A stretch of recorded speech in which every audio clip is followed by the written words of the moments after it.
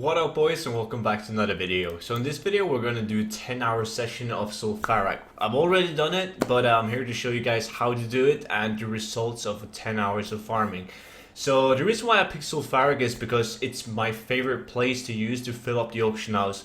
So if you're new into gold making and you want to start filling up your auction house, Zul'Farrak is a really good way to do that, because there's a lot of items worth anywhere between like 500 to a couple grand each, and you get a ton of them. So we're going to move into how we do it. When it comes to location, you guys probably know, but it's in Tenaris, and we're not going above the dungeon because they nerfed server hop, so that's a bad way of doing it.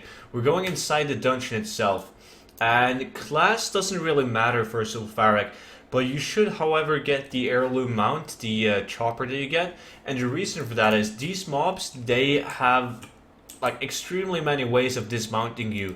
They can hex you and sheep you, they're gonna kick you off your mount. It's just terrible unless you play like a druid with guardian spec, so you can't be dazed and you just run around and pull them in travel form. But my favorite way of doing it is just popping up the heirloom mount, as you can't get dismounted because you're not technically driving the mount yourself. This is Zul'Farrak who's driving you around, and you don't have to do anything, man. If you get polymorphed or hexed, you just wait the duration out and you just keep on mounting. It's pretty damn good, and it's something that I've noticed that a lot of people aren't aware about. So yeah, when it comes to routes that I'm taking, you can see that I just run around and I body pull the entire dungeon. I've already made a video where I like fast-paced my route, but it's really simple. I mean, you start here and you just follow it like clockwise around the dungeon. Just pull all the mobs clockwise. If you guys want to see me like run the dungeon, like specific every move I take, I'm gonna leave a video at the end of this one so you guys can see it. But you just follow it clockwise and you stop when you come to Witch Doctor. You guys are gonna see the place right away. It's this place with a lot of graves, and you should loot the graves for two reasons.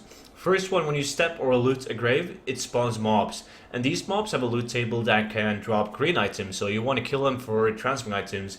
And second of all, you want to loot them to retrieve the loot inside the graves, because you can get green items and patterns. Most importantly, patterns. You can get like star built pattern from the grave, and it's valued at like 100,000 gold. It's really hard to sell, don't get me wrong, but still has a big value, and it sells pretty well on Hype-Up Realms. When I say well, I mean you can have it for months. I've had a star built pattern on the auction house for like 6 months and haven't sold, but there is collectors, and the further you get into an expansion, the more collectors are going to pop up and they're going to be interested in buying patterns to collect them. So yeah, that's basically it. Just follow it clockwise and stop at Witch Doctor and run out again.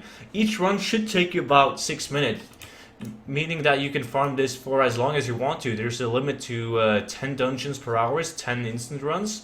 So you don't have to wait like you do with Pit of Sauron if you're farming Battery Tilt. That shit takes like 25 minutes, and then you have to wait for 35 minutes until you can go and farm it again. That's one of the cool things about Zul'Farrak. So make sure that you timed runs to be around 6-minute mark.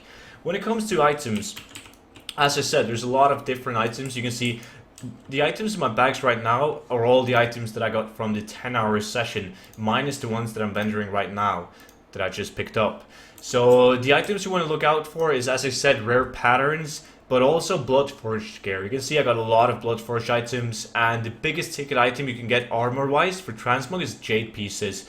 I actually got the Jade leggings, which is kind of cool. I was hoping to get either the legs or the chest, because as you guys can see, it's valued at 68,000 gold for this leg. Like, it's insane. Then I got the boots, which is like 8,000 gold, shoulders 4,000, got a couple of those. And there's some cloaks worth like 500 to 1,000 gold. I always sell cloaks, like cloaks sell extremely well. And there's like tyrant pieces, which goes for like a couple grand each. The legs are 5.5k. So I'm going to use the script that I've used in every single 10-hour transmog video, and it's basically just a TSM script that puts all the value from every single item and it combines it, and it adds it up. So we're going to type this one in, and when I press enter, we're going to have the value of everything in my bags. And it's 459,000 gold. That's actually better than both Ultiman and RFD, which was like 31,000 and 33,000 gold. So this is 46,000 gold per hour in item value. Now keep in mind, as I said, this is RNG based. If I didn't get the likes, I would only have received like 40,000 gold, less than 40,000 gold an hour. I could have received another pair of likes and it would have been bumped up by another 6.8 thousand gold per hour. So it's heavily RNG based, but the 10-hour session gives a better look at it than a 1-hour session, which I normally do. So that is basically it for this video. I know these videos are kind of short, but if there's any questions at all, feel free to leave them down below. And if you liked it, make sure to press that thumbs up and subscribe if you haven't. And I will see you guys in tomorrow's video. Until then, bye bye.